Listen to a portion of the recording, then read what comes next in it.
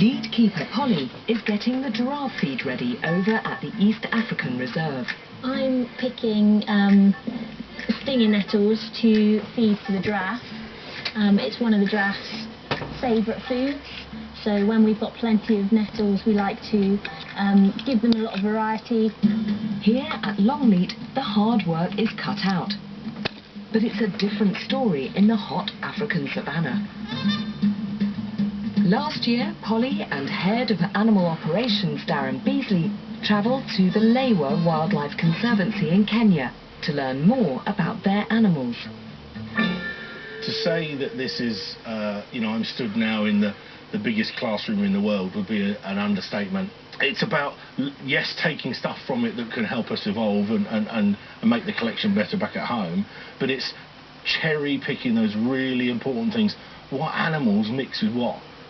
Can we add more antelope? Can we add more hoofstock? And finding those mixes to make us the best, that's my lesson.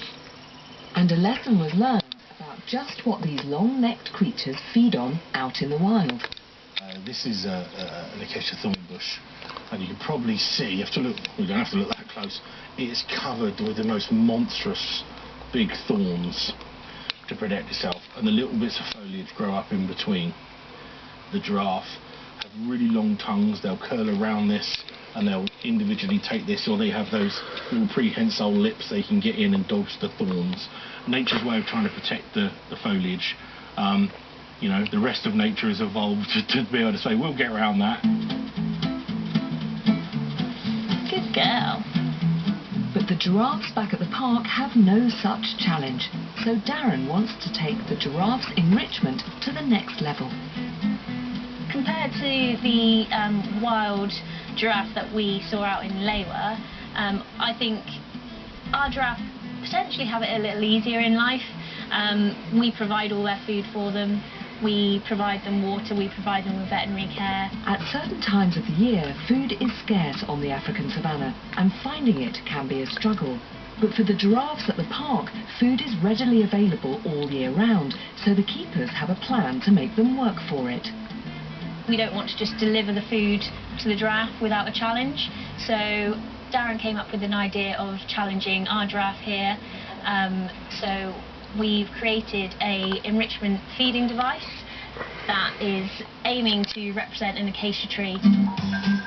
So by fastening wooden dowels into the wire mesh of an upside-down rubbish bin, we have a fake acacia tree, Wiltshire style.